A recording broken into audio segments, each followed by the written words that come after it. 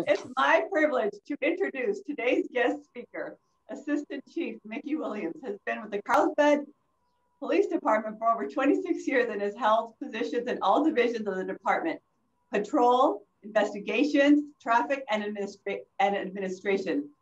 He is a graduate of the Sherman Block Leadership Institute, Los Angeles Police Department Leadership Program, and the Federal Bureau of Investigation's National Academy.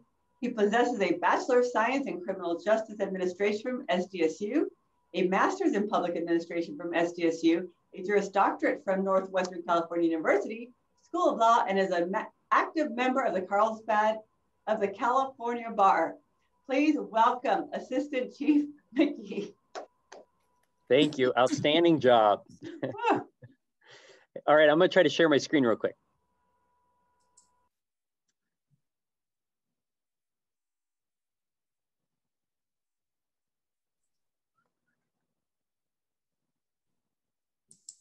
Is that working? All right, great. And you guys can hear me okay? Yes. All right, great. Yes,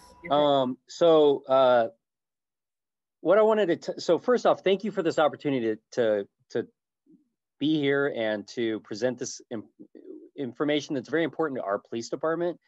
And we really are trying to spread the word on this program that we're working on regarding crisis management. We're spending a lot of effort and we have a lot of people assigned to work on this because as I explain it, you'll see, I think, the importance of it as it's playing out across the country with respect to police performance. So I'll go ahead and move on into it.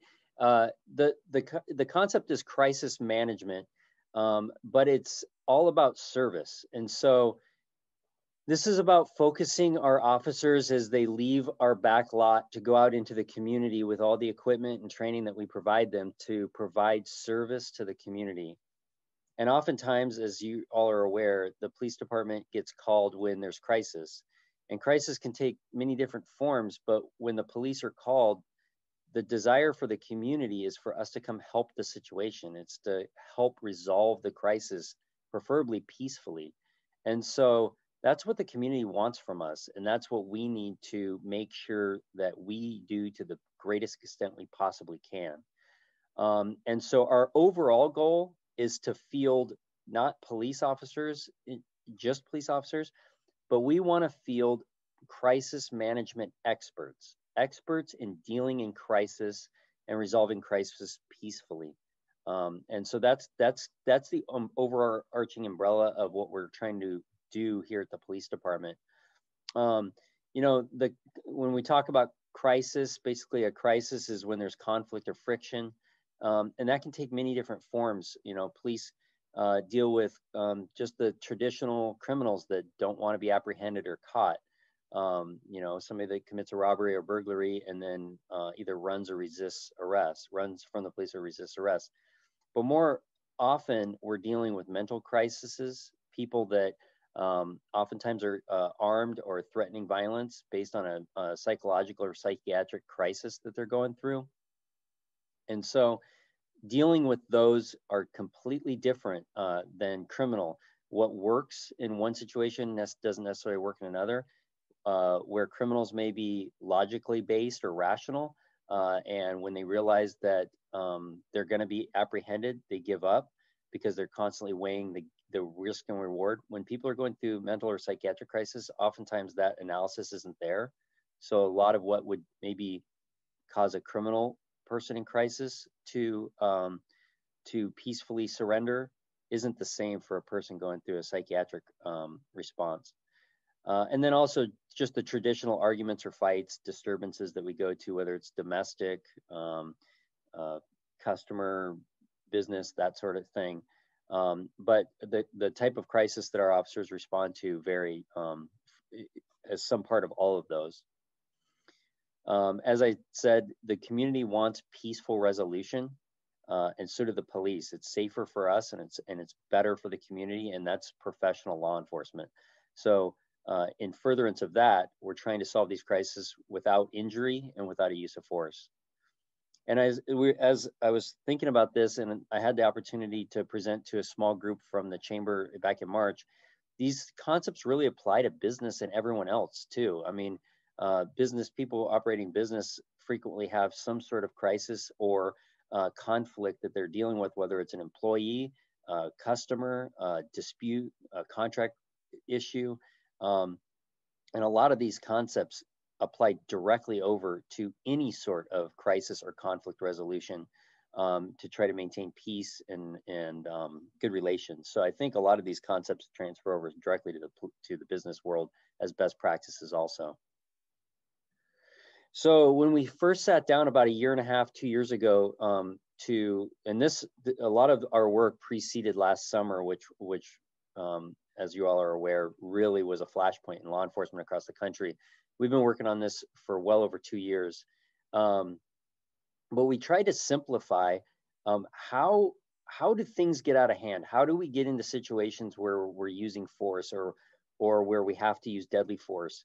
And there really were 3 different places. And the reason behind us doing that was trying to figure out, where is it that we can affect this? Where is it that we can stop situations from spiraling out of control to where deadly force is necessary? And so we came up with this real simple diagram, and I'll explain it to you, but it really highlights, I think, where we have the opportunity to influence these events. And I would say the same thing would apply for a business person dealing with conflict. So the white line across the middle is a continuum, and that's the perception of danger that is posed by a person or a situation. So if we are dealing with a person in crisis, if they're on the far left, they're of less danger. They don't seem to be very dangerous. And on the right edge, where it says death of officer or citizen, that's where somebody is so dangerous that you can reasonably believe somebody's probably going to be killed if this isn't solved. And so this is a continuum, obviously. Somewhere as you get close to, and I refer to the end of this continuum where you could perceive death would happen as almost being a cliff. You don't really know exactly where it is, but you know it's coming, and you know it's going to be bad. And so somewhere as you approach that cliff, the end of this continuum, that's where legally police have the ability to utilize deadly force to stop the death or serious bodily injury to themselves, to the police, or to another citizen. So you have this continuum here, but you also, which is one piece of this puzzle. The second piece is where police decide to engage with a person who's in crisis. So it made sense to us that if we have the ability to decide where we influence or where we engage with a person, if we're able to, this is very simple, engage with somebody when they're less dangerous than when they're more dangerous, it gives our officers a lot more time, distance to handle something peacefully than if we're engaging with them when they appear to be very, very dangerous. And there's some incidents where we don't have that discretion. An active shooter, somebody that's actively assaulting a person, we have to engage immediately. But a lot of times with people in crisis, especially psychological or psychiatric crises, giving them distance and time and slowing things down allows for us to pick a time to interact with them where they're on the far left side of this continuum, where they don't seem as dangerous. And so this is called a term we refer to as discretionary time. If there's discretionary time, we expect our officers to utilize it to pick the opportunity to engage with a person where they're less dangerous. And then the last is the bottom arrow. These are de-escalation. So that's a term that you hear, de-escalation, but it's really a phrase that talks about a concept. There isn't a de-escalation tool. There's things that police do that result in de-escalating situations. And really what de-escalation is reducing the perceived danger of a person, because then you don't have to use force, and then you're allowed to take more time. So there's techniques and tools that once we engage, there are tools that we can utilize and strategies we can implement that de-escalate the danger of a situation.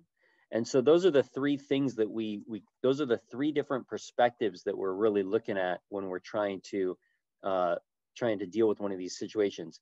Interact when somebody's less dangerous by making a conscious decision on when we choose to engage, and then using tools and techniques that make them even less dangerous or perceived to be less dangerous. So that's kind of the framework that we started with. We took this, Carlsbad kind of took the lead in this San Diego County. We took this to the chiefs and sheriffs of the county. They all meet monthly. We took this concept to them and asked them if they would be willing on a county-wide basis to work with us to give us the people that from each respective organization that they felt deal with this the best. Because just like in any business, you have the people that are really, really good at things, and you have the people that maybe are okay at things. And so we wanted, hey, give us the best crisis solving officers you have. And let's get them together and come up with what are the best practices in dealing with this. And so that's what we did. And when we brought them together, we had some goals that we wanted them to focus on, to give us the best ways, the best tools and techniques in dealing with crisis to achieve these goals. One of the major goals was to prevent the lawful but avoidable use of force. They've also been called lawful but awful. It's those uses of force that you watch on TV and you go, why did that happen? Why didn't something else happen? But then you hear later that it was within policy and within law. And it's those type of situations that we need to stop if we can. Though law may permit use of force in certain situations, we don't want to authorize it and engage in a use of force if it's preventable. And so that's what a big driver here was as far as a goal for that countywide group.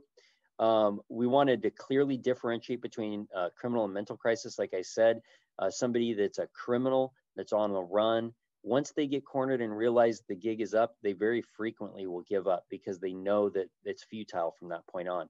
Somebody in a mental crisis, not so much. They're very, they may not be in a logical state of mind where what would typically influence a person to want to give up won't work for them. So we have to approach it differently.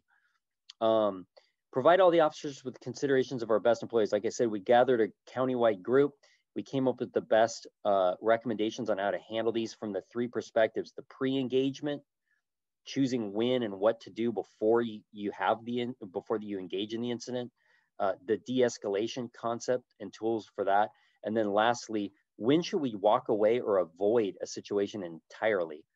We gave direction on that. And what we did is we put that on a trifold, a piece of paper folded in three that can go in the visor of every police car.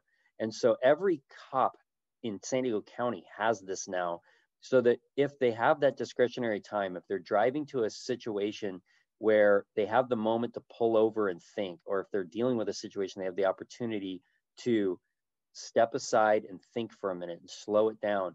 They have the considerations that the best at this would recommend. And so it's almost like for people that are in aviation, the checklists. Pilots know how to land and take off all the time, but they still go by a checklist because they don't want to mess something up on that during that specific incident. And so this is kind of like a checklist like you would have for a pilot, but for a police officer dealing with crisis. You know, oh man, yeah, I forgot to have the fire department stage around the corner. And, you know, those kind of decisions are easy to overlook, but maybe the difference between life and death. And so that's what we've provided everyone in San Diego County, including all Carlsbad police officers. The same guide of best practices is used for debriefing incidents. So when we have incidents occur afterwards, we review them from a best practice perspective, not just a policy and law perspective. But as you'll see, our policy is starting to mesh and merge with best practices, which is a much higher bar for our police officers. And then lastly, we provide de-escalation and crisis intervention training. We worked collaboratively with the DA's office to provide all of our officers just this last year with 8 hours of de-escalation and crisis management training. But this tool and this concept is a bridge from the training classroom to what we expect in the field. And so that's what we're using it for. So how Carlsbad PD's implemented this is we created a standalone policy regarding our crisis management philosophy. And then we are currently drafting a standalone crisis management de-escalation policy, which will make best practices the requirement. But we had to, it was a process of identifying the best practices, training the best practices, and now requiring them. A big change in this is utilizing these best practices for our use of force reviews. So traditionally, law enforcement use of force incidents were reviewed from a policy and a law perspective. Was it within policy? It was within law. And that's where you would hear and see those situations and you go, man, that just didn't look right. But then you'd hear that it was within policy and law. Well, we're reviewing each use of force incident. We send a supervisor to every use of force incident and the supervisor has to write a report that's reviewed by a lieutenant and a captain every single time. And we're looking at it from the best practices perspective to make sure our cops are following best practice, not just policy and law. Soon, though, our policy will be best practices. But like I said, it's been a growth process. We are completely revamping our training program. We currently have weapons tactics unit. We have tactical communications group. We have an emergency vehicle operations training group. We have defensive tactics, which is arrest and control. And those frequently were trained in silos because there are certain post-state requirements for those trainings. But what we're doing instead is we're forming our entire training program at the police department is going to be a crisis management training program that's going to incorporate pieces of all of those so that we meet the state requirements. But from everything is going to be a perspective of crisis management with a focus on decision making, not implementing tools. So it's obvious we have to hit the target when we do things. I mean, if we shoot our weapon, we have to hit the target. So we have to make sure officers can hit the target. That's required. But much, much more important is deciding when to pull your weapon out, when to point it at somebody, and when to pull the trigger, or utilize some other tool that we have. The decision making is where we need to focus the majority of our training time. And so that's what we're doing now. I already covered the trifold there. So let me give you an example of how this rolls out in real life. And this isn't a real incident, happened in Southern Carlsbad back in March, happened on a Monday morning at about 4:50 in the morning. Officers get called, a gentleman goes out for a run. He sees a suspicious vehicle in his neighborhood, lights are on, looks like somebody's sitting in it. So the gentleman calls the police, says, hey, can you please send an officer out to check on this car? So we send 2 officers out as we typically would. And when the officers walk up to the vehicle, it is as he said, the lights are on. There's a person that's passed out behind the driver's wheel, steering wheel, and there's a handgun in plain view in the center console. And there's also what appears to be fentanyl, which is a very powerful opioid, similar to heroin, but much more strong. And so there's clear fentanyl in view. So this is what the officers are dealing with. They're dealing with the person passed out behind the wheel, handgun right in arm's reach, and fentanyl in view, and doors are locked. The officers were able to work through this problem and were able to safely arrest the subject. And without the officers knowing, the way they handled this situation was completely witnessed by the resident that called. Officers didn't know that he was watching, but he watched the whole thing and then shot us an email after it. And these are things that happen on a regular basis, and we don't share often with the community because we don't want to highlight somebody's worst day to pat ourselves on the back. But this is exactly what crisis management is all about. So I have this email, and I'll read it to you because it's kind of small font, and I got to move this out of the way so I can read it. But so it says Monday, it says, this is the email that the resident sent to us. I need to share with you my gratitude and profound respect for Officer Dylan Mayer. Today, he saved a young man's life, and I bore witness to the whole thing. This morning, when I stepped out to walk my dog at 4:30 a.m., I noticed a vehicle idling with its lights off and with its parking lights on in front of my home across the street. I have video surveillance at my home, so after I returned home, I reviewed my Nest video, which prompted me to contact the Carlsbad PD. I've subsequently learned that Officer Mayer was the responding officer along with another officer whose name I regrettably do not know, but he was equally heroic. It turns out the gentleman in the car was in possession of a Glock pistol, clearly visible in the center console of the car. When Officer Dillon spotted the weapon, he immediately gave clear instructions to not move and to keep his hands on the steering wheel. There was a moment when the suspect must have touched the weapon or made a move for it. I know this because I was watching the whole thing play out, and I could almost see what Officer Mayer was seeing through his instructions and reactions. He was in fact begging for the suspect to comply. Clearly he did not, and it was at that moment that Officer Mayer could have discharged his weapon, but rather demonstrated incredible courage and leadership by continuing to talk this gentleman out of making a really bad decision. His persistence and calm demeanor led to a peaceful outcome, and tonight a mother somewhere still has a son, and for those that love Officer Mayer, still have him.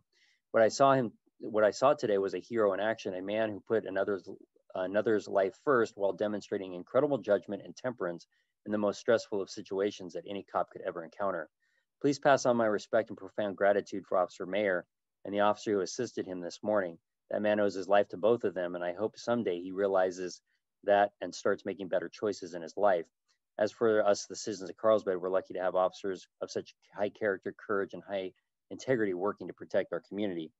This is an example of an incident that what this resident that wrote this email didn't add, but when I learned of this incident, I watched the body worn camera to see how it went down. And what I noted was, and what is consistent with what we're teaching is, for example, the officers were on scene for at least 8 minutes before they made any contact with the person that was passed out. They did things like staged spike strips in front of the tires. So if the person woke up and tried to drive away, the tires would have deflated so we wouldn't have a chase. They blocked the street to make sure that people, if there happened to be shots fired, would be out of the area and no innocent people would be caught in between the officers and the person that was armed with the gun in this case. They did those type of things. They also set up arrest and control teams, officers that were on scene without weapons drawn, so that if the person got out, there were people that could deal with him with their hands instead of having a weapon out. They did a lot of pre-planning before they initiated the contact with them. And I think it was that pre-planning and mindset that when the officers did make contact and the person did wake up and they did grab the gun, the officers were already in a position and anticipated that and were able to slow things down and communicate and keep from having to discharge their weapons. And I think this is exactly what we're trying to do with each of the crises we deal with. Just tying this into the business, I think, how does this concept apply to businesses?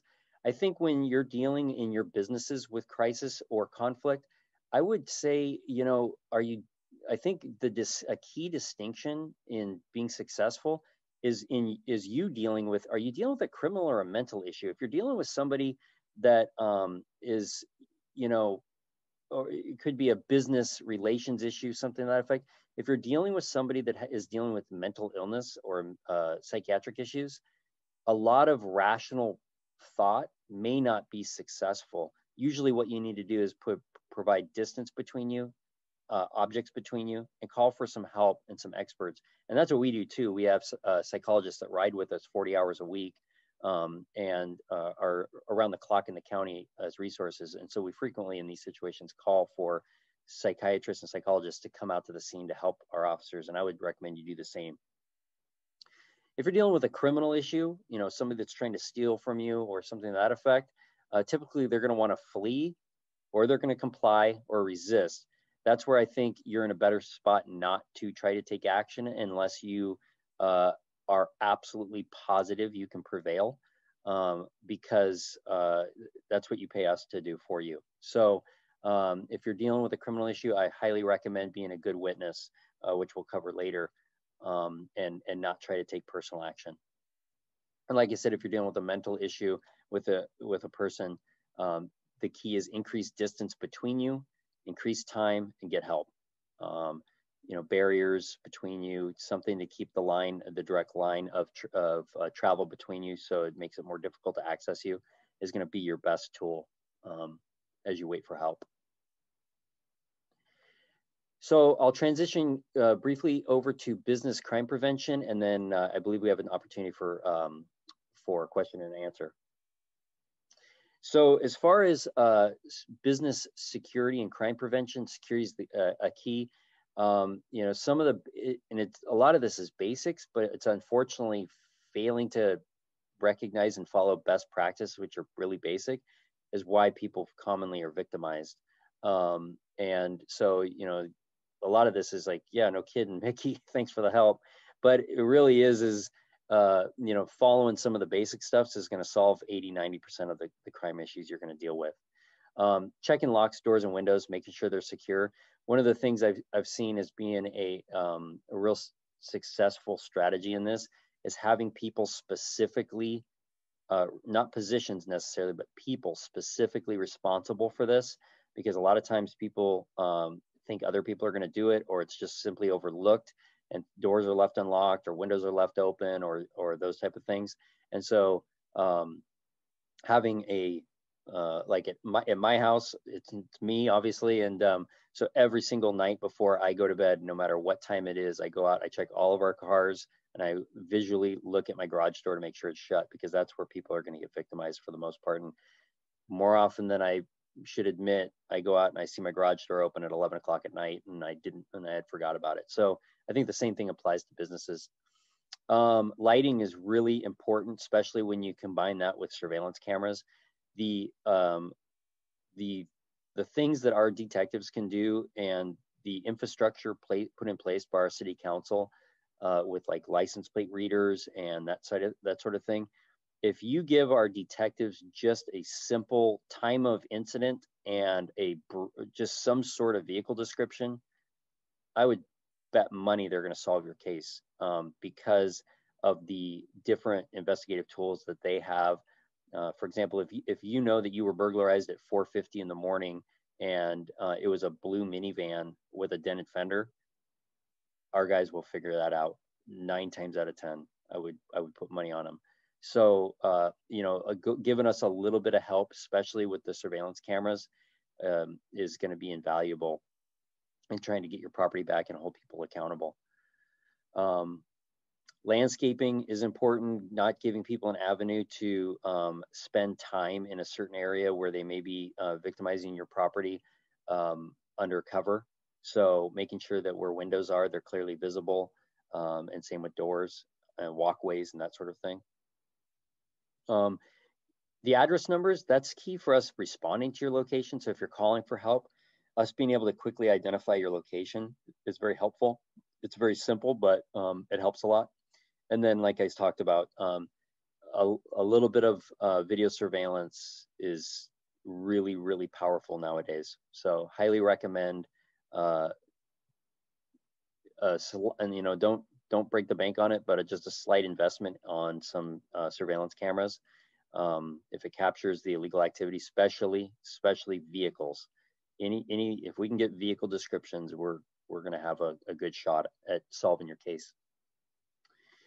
Some prevention, we've seen some recent burglary series focusing on portable electronics because they're quickly convertible to cash. So secure those and either take them from your business or make sure they're in a place where they're not as visible. Cash is another thing. We've seen several series related to burglaries of actually churches and restaurants. The burglars have found that there's usually some level of petty cash on hand, and that's what they're targeting. So to the extent you can, remove cash. Whatever's visible, there's oftentimes there's some sort of checking the location, maybe during business, to see where you're putting things and that sort of thing. So, you know, try to hide things so that they're not easily accessible. Your customer that may be standing there may end up being a burglar. So you might want to think that way about it to some extent. And access control, we've already talked about cash and that sort of thing. This is something that we really want to stress every time we talk to anybody in the community is don't be apprehensive about calling the police. A lot of times I hear, well, we don't want, you got to have something more important than to check out the thing I'm concerned about. I'm just concerned about this vehicle parked in my parking lot or something. Don't ever be afraid to call us. Every single thing our patrol division does is based on priority, and priorities are predetermined. So no matter what you call the police department and report, there's going to be a priority assigned to it, and we will get there when that is the highest priority thing for us to go work on. So if you call us for something that really is very, very minor, it may take us a while to get there because there's higher priority issues, but we'll never send an officer out to do that if they have something of a higher priority to deal with. So you're never bothering us or taking us away from something that's more important. So please call us. And very often what you think might not be anything, but just something about it doesn't seem right, when you call us, it turns out to be something very significant. And we solve a lot of crimes or prevent crimes that way. So please don't be apprehensive about calling us when you see things that aren't right. Being a good witness, things that matter to us are vehicle descriptions, just the slightest partial license plate. If you can give us just a digit or two and where it is on the license plate, that really narrows the field for us. We have a program called CARS, which it's here internal within the police department. It's crime analysis and response. So every week, all of our lieutenants who run each of the divisions of our department meet with our crime analysts. We have two of them, and they get reports on where things are reported, what the trends are.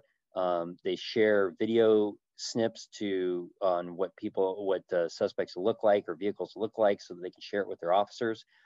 And so this is where it's only as valuable as the information we have. So, for example, if you've been victimized, or you had your window broken, or something stolen from you, and you go, well, it's not that big of a deal, I'm not going to tell the cops, then we can't use that to direct our enforcement and to educate our officers on where things are happening.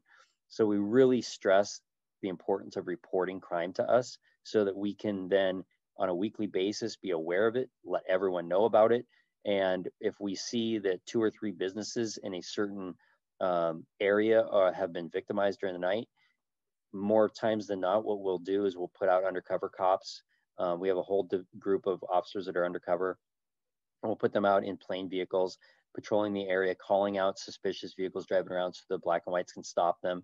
And we catch burglars that way.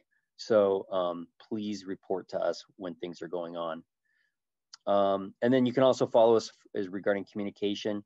You can see the different ways that you can communicate. And one of the things that we're starting to do based on Jeff Siegel, actually, as part of the chamber here, he emailed me just 2 weeks ago about a program that the sheriffs have on when the helicopter's above and they're saying things, but you can't hear what they're saying. And it's really frustrating. There's a way to connect and get a text or call in and hear what that message is. And so we're working with the sheriffs so that every time that happens in Carlsbad, you'll be able to do that. It was a program I had heard about, but I just hadn't spent time thinking about much. But then when I got the email from Jeff, I was like, well, this is clearly something we should just quickly take care of. And so I guess the point on that is, one, good news, you'll be able to do that and you'll get that information soon. But it's really those little connections with the community where you call up and you tell us there's an issue or you want some help on something. It's that slight nudge that gets us in action to help you out. So going back to the first thing, please call us and report things and be in contact with us, because that's why we're here. This is my last slide, I think. CPTED, some of you may be familiar with it, crime prevention through environmental design. It's how things are laid out, how your landscaping is, how your lighting is, where your cameras might be best used, the layout of your counter or inside your business, those type of things. And we have a trained expert, Jody Reyes. She's been doing this for many years. She's been done CPTED analysis for at least 25 years or maybe 30, and they're free. So if you have a business location that you would like best practices recommendations from her from a CPTED perspective, you can email Jody Reyes, or you can email me and I can get you in contact with her. And she'll come out to your business and do an analysis, and then give you a report on what she thinks would be the best things you could do to either harden or protect your business from crime, from an environmental design perspective. So that's a real good tool. So like I said, I think that's my last slide. So I will unshare my unshare, and then I'll be happy to answer any questions, or if there's anything you would like to know about what I was just talking about, or anything else from the police department. I'm gonna let you guys unmute yourself to ask the question. So if you do have a question, please unmute and ask the question. I'd love to ask you a question, Chief Williams. Yeah. This is Chris Ryan. We were in the breakout together. I loved your presentation, and I think everybody in the community would be reassured to learn this. I hope that City Communications gets the word out about what you're doing. When you started the process, the de-escalation a couple of years ago, did you also take a look at hiring practices and what is the ideal temperament of an officer?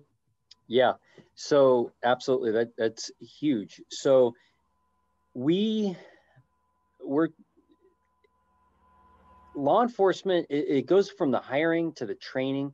Law enforcement is you have to have a person who's an officer who's willing to be what you would think of as a warrior, somebody that's willing to do something very dangerous, that sort of thing.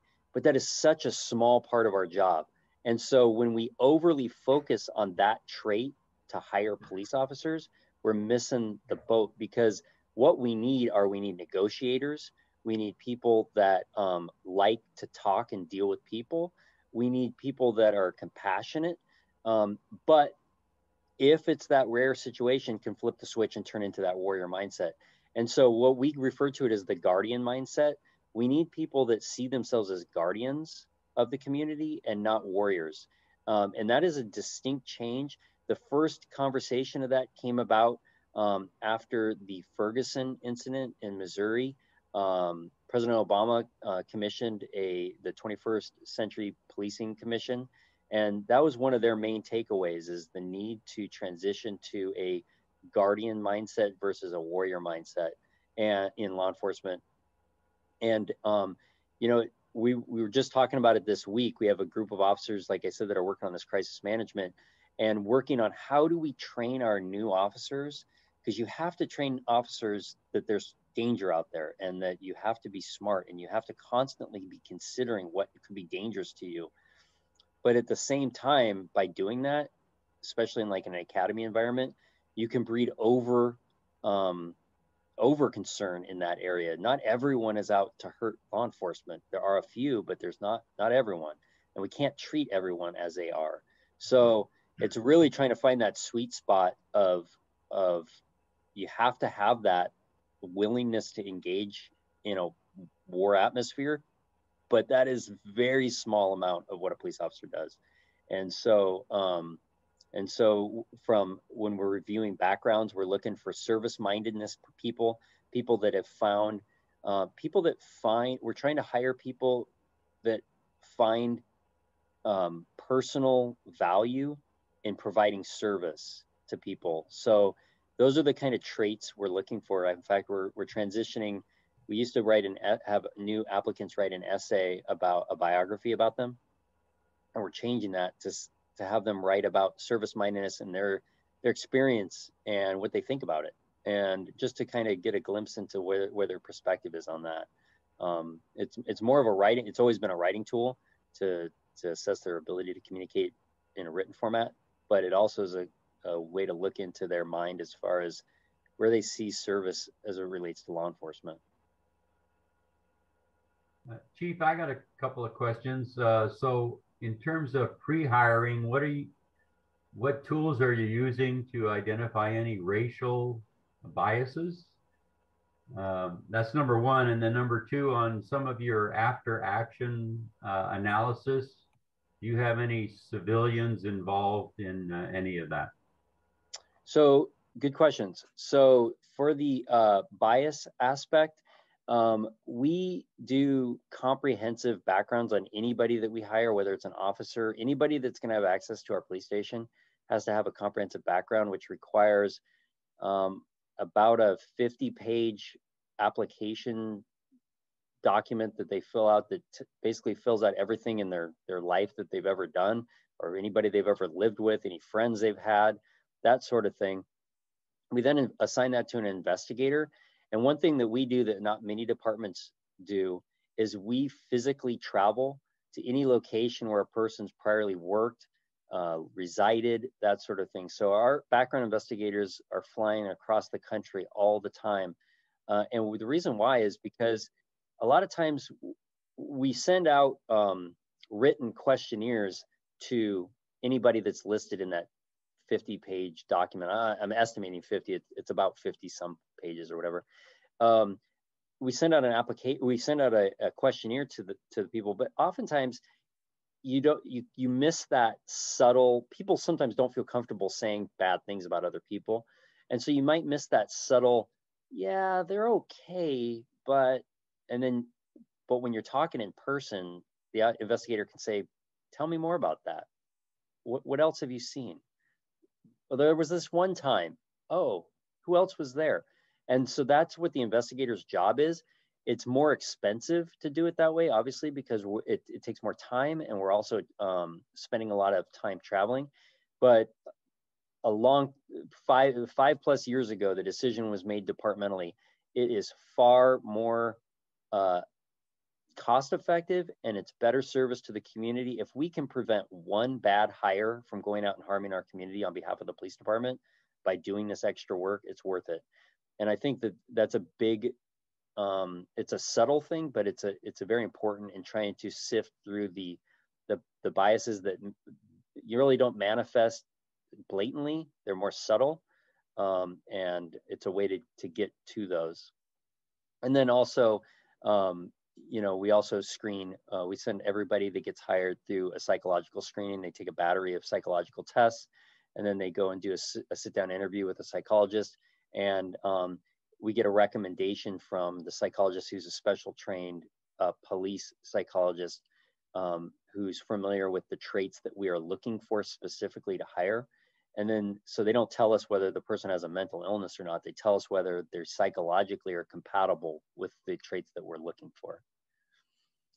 And the second piece, I think, on that was the review of the use of force. Yeah. So, so the answer is, on a day-to-day basis, no. The review is what happens departmentally day-to-day when we have a use of force incident is an officer involved in a use of force incident, which is defined as anything that causes injury or even anything more than a momentary discomfort of a person, is a use of force incident. By policy, that officer has to immediately notify their supervisor. A supervisor must respond to the scene. A supervisor must conduct an investigation at the scene, identifying witnesses, interviewing the suspect or person who the force was used upon. And the supervisor has to, and making sure that all evidence is collected, video, a witness canvas, and this happens on every use of force. And then the supervisor has to write a report based on their assessment of the use of force, in addition to the police officer who has to document what they did and why. Those reports are all then sent to a separate supervisor who isn't involved in this, who has to review it from a policy and law perspective. Then it gets sent to the lieutenant, who's responsible for the division where the force was used. And then for review, they have to review it and sign that they are comfortable with it. This is where a lot of training opportunities come about. If they have if anyone along this line has an issue, they refer it to professional standards, which is our internal affairs, which then refers it to me or the chief, and we make a decision on whether it's a training issue or whether we need to conduct a disciplinary investigation. And then lastly, the captain of the division where the force was used has to review each use of force and sign that they are comfortable with it. So there's a review all the way up to the captain level on every use of force. One of the things that we are trying to do, though, through the crisis management training And we've done a lot of work with the Carlsbad Equity Coalition. They've been a part of, they're actually working with us, and we're going to review our crisis management de-escalation policy with them before we implement it, is trying to incorporate this community stakeholders into our use of force training. So an example is there was a high profile use of force by a school resource officer on the East Coast a few years ago, where a young student wouldn't leave the classroom, and the officer tried to remove them from the classroom, and then there was a use of force. And so what we do is we look for those opportunities, and then we put all of our officers through a similar situation in a scenario, teaching them what we want from that, out of that kind of situation. But I think what we need to do more of, and what we're working to incorporate, is in a situation like that, bring in some school administrators to that discussion, and what would they like to see from the police department, and where is the room to work. In a situation like that, would it be entirely possible to just shut the lights off and let every other student leave, and they can have a class in a different room and leave that person in the room? There's no use of force. Eventually they're going to leave. Is there other ways to solve it within that situation? Another example is crime in like in a mall environment, bringing the mall security and the business owners from that mall to talk about solutions to crime and crisis response in those environments, to see if there's something that those stakeholders want from us in dealing with these situations. So that's kind of where we're headed as far as trying to incorporate the community and civilians into use of force, more on the front end of training and less on the review part of it. Chief, I have a question. How are we doing on officer retention? We're doing really well. We have we had 129 sworn authorized, and we were fully staffed as of Monday. On Tuesday, council authorized 3 additional personnel for the homeless outreach team. So we're at 132. So we have 3 vacancies right now. About 5 or plus years ago, we were sitting at 10 to 15 vacancies. We changed the way we do our hiring. So on a daily basis, we have a lieutenant and a sergeant in our hiring group that review applications. And instead of waiting for a batch of applications sufficient to have a few days of testing, we do it now immediately. So if somebody applies to be a police officer in Carlsbad, primarily we're talking about lateral police officers. If a lateral police officer applies, we reach out to them within a day or two. We do a Skype interview with them to assess whether they're compatible or not. And then if they're from out of the area, we'll offer to pay to have them fly out at times to be part of the process. So we've tried to really make being a Carlsbad police officer a lot more convenient for the good candidates. And it allows us to be more selective because we offer those type of hiring opportunities. And we also, because of the pace we're at, what we found is we're beating out competing agencies. So if you have a really good candidate, they apply to a couple of agencies. Because of the speed that we're working at as far as calling them within a day, setting up the interview online, those type of things, we're just getting through the process more quickly than agencies that are waiting for 100 or 200 applicants before they have a testing cycle. Does an officer have to live in Carlsbad? No, sir. No, they don't. I have a quick question. On the business side, I really appreciate the resources. My office is in Vista. I live in Carlsbad, so thank you for the walk around idea. My husband was a pilot, so the checklist of walking around your house to make sure everything is locked up is a great idea. My question to you is, our office is in Vista, and one of the things that we've experienced it's happened more than once or twice, is someone will come in and take one of our vehicles and drill a hole to get the fuel out. Do you think surveillance, is that the best thing for it? Or should I reach out to, I don't know, the comparable person that Jody Reyes would be here in Vista to have them survey and see what we could do or they've stolen our generators or just random item, battery, just random items. So yeah, that happens a lot in the business areas. They either are stealing the gasoline or the catalytic converters off vehicles. I would say probably if you can't garage your vehicles, the best thing to do is to have video surveillance and advertise that you have video surveillance so that the people know that they're on camera. I think that's probably going to be the best.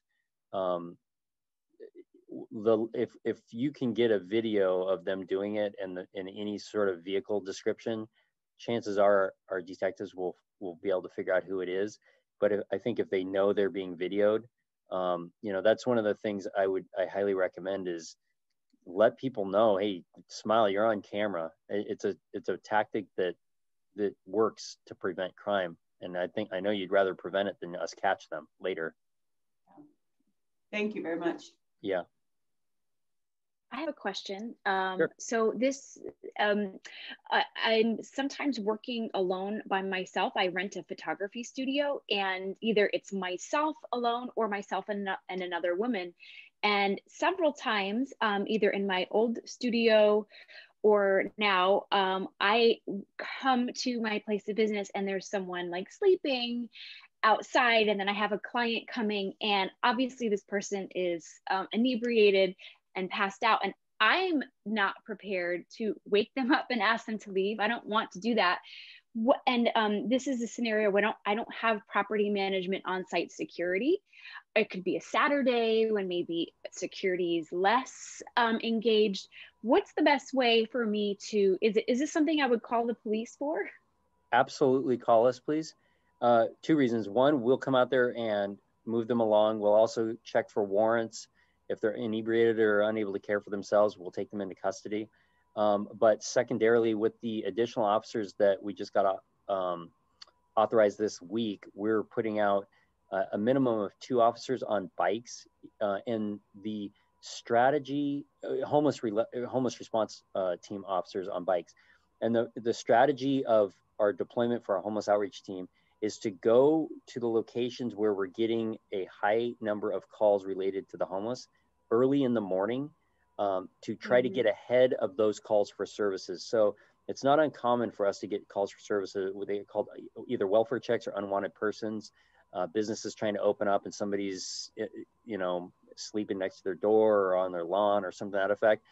What the deployment model with these new officers is what we're going to try to do is put them out on bikes, try to get them out there early in the morning to make these contacts, to be sweeping the area before the business owners show up so that you don't have to deal with that.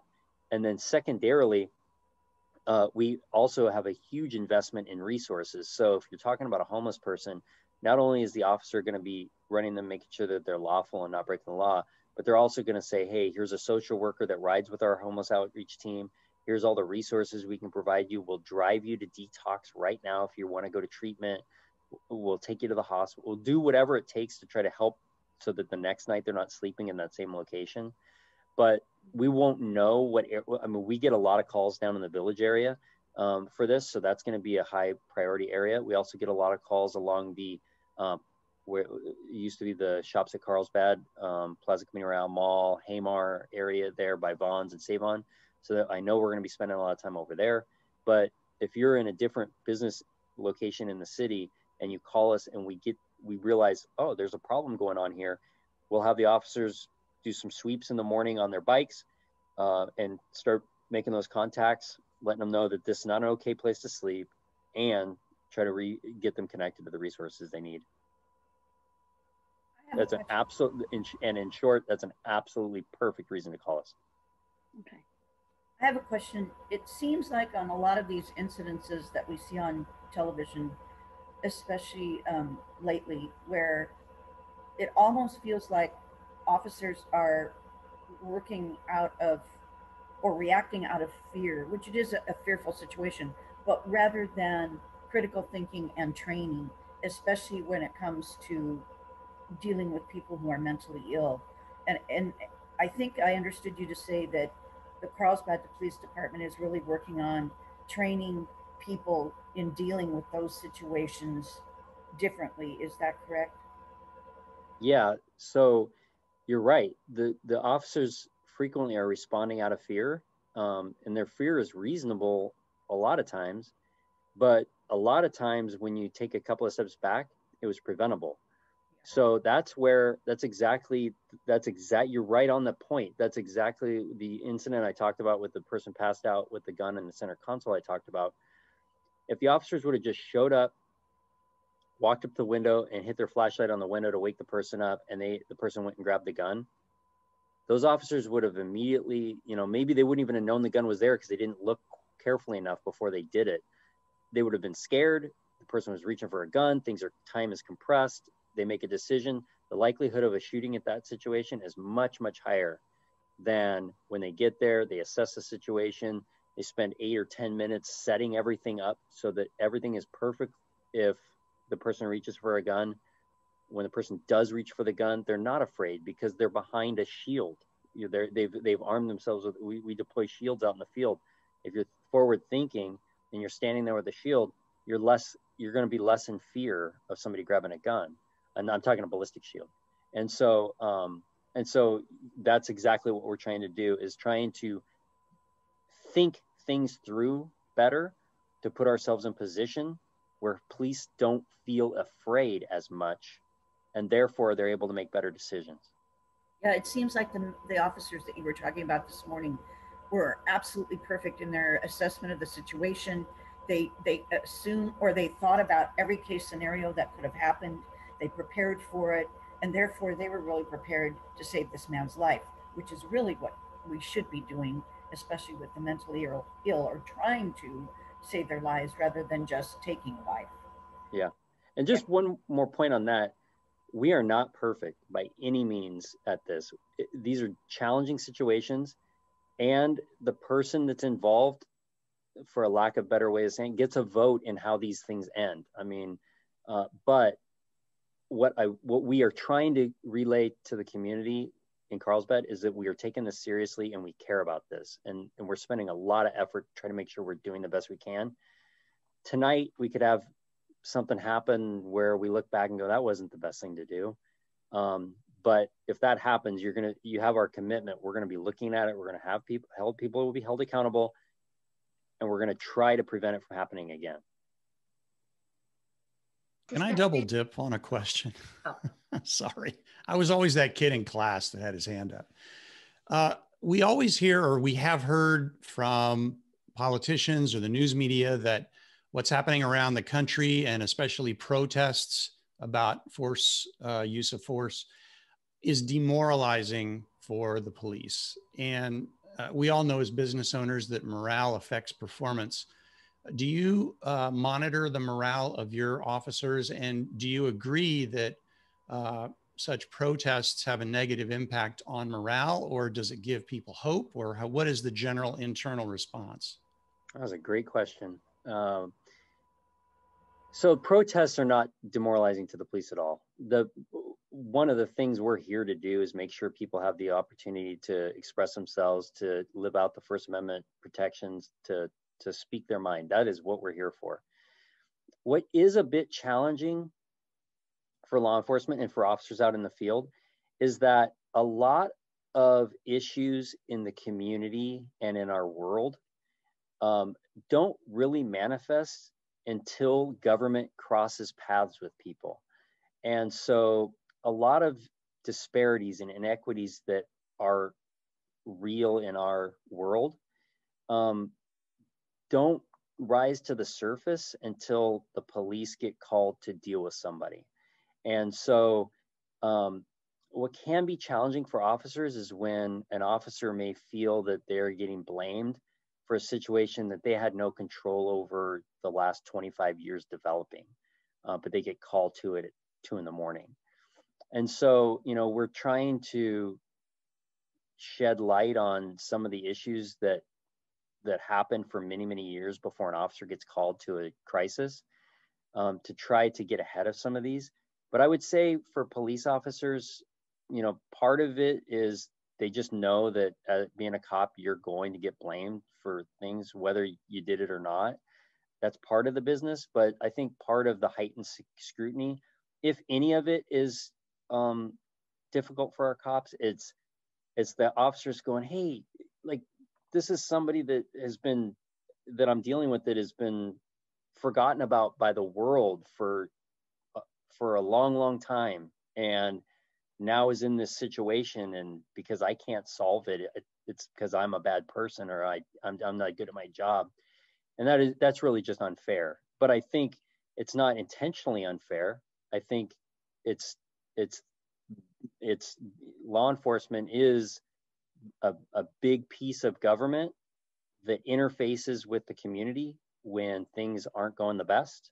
And so it just makes sense that some of these issues are going to rise up and be brought to awareness when law enforcement crosses paths. So our cops are dedicated. They got into this business to do good, and they try to, the vast majority try to every day. And there's like the story I shared with you, there's many, many more wins and success stories than bad stories.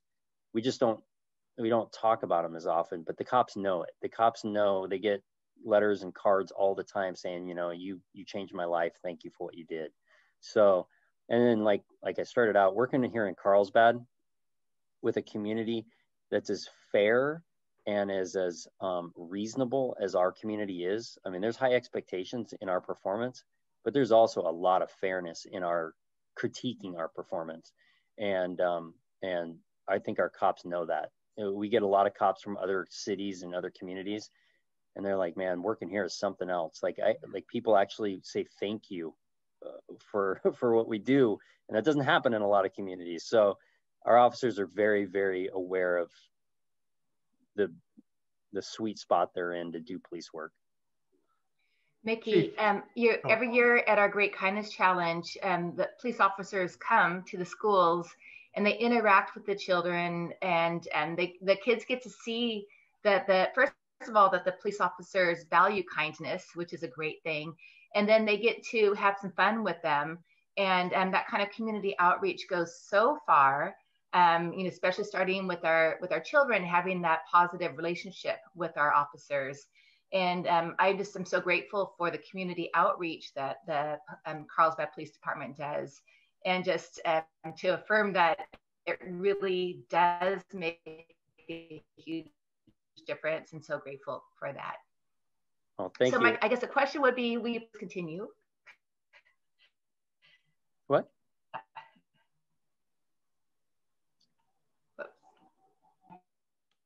I'm sorry, Jill, I think you're breaking up a little bit on mine. Yes, I think so too. I'm just grateful. Thank you. Thank you. The picture you showed in your earlier slide, it brought me back to a traumatic situation though, because at the last kindness challenge at Jefferson Elementary where that picture was taken, you made us dance on stage, and I am not a dancer, and that was very, very difficult. I remember that day. You did. Yeah, I have a question also. I wanted to say thanks for everything, and we love working with the police department and the schools. It goes hand in hand, and so it's perfect. But one of the things I wanted to bring to your attention, and I'm sure you're already aware of it, but there's a lot of middle schoolers that are hanging out at the Village Fair Shopping Center, skateboarding, and it even enlightened me the other evening as I was having dinner at Gregario's that they were locking up their heaters. And I said, what are you guys doing that for? And they said, because on their camera, they found that students had spent the night on their patio and lit all the heaters up. They must have told their parents they were spending the night at each other's houses or something. But anyway, they had slept on the tables there. So I just wanted to give you a heads up on that. So that's kind of a little bit of enlightenment. I'm not sure if you're aware of it, but that's a little concerning. I hadn't heard that. Thank you. No, I had not heard that. I'm sitting here listening to you, and I have a situation over at Agua Hedionda that's occurring right now. And I went out to assess, and it looks like there's people that are passed out in cars with my preschoolers. And I'm wondering, is this an emergency or is this a non-emergency situation? If I were you, I would recommend, are you at the Cannon and Faraday parking lot? Yes, and I'm moving everybody to the back patio right now as the kids are moving in. Yeah, if I were you, I would just secure the area. I would go offline and call 911. Okay, thank you. They'll roll medics. Good presentation. Sorry. All right, thanks. Good luck. Okay, thanks. Thanks.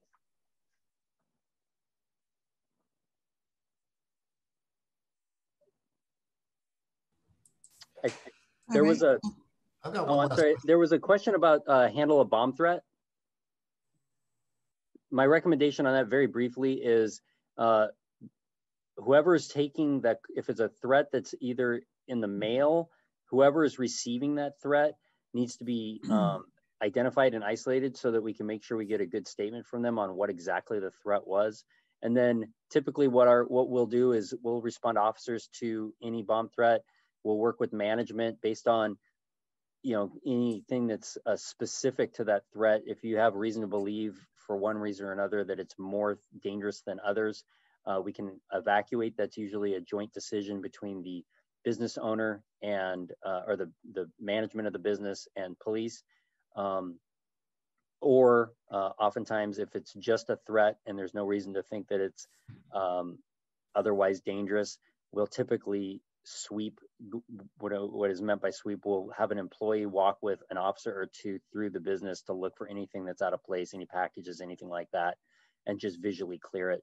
We also have, if we do find anything that is troublesome or dangerous, we have the ability to call in for explosive dogs from allied agencies that respond to our city to assist us. And then ultimately, if anything is found that is suspicious, like a package or that sort of thing, or a dog may alert on, then we call the San Diego Sheriff's Bomb Squad, and they service the entire county, and they'll respond out very quickly to Carlsbad to solve the problem, usually with x-rays and that sort of thing. So first thing, call us and get us out there, and then we'll work through the situation with your management.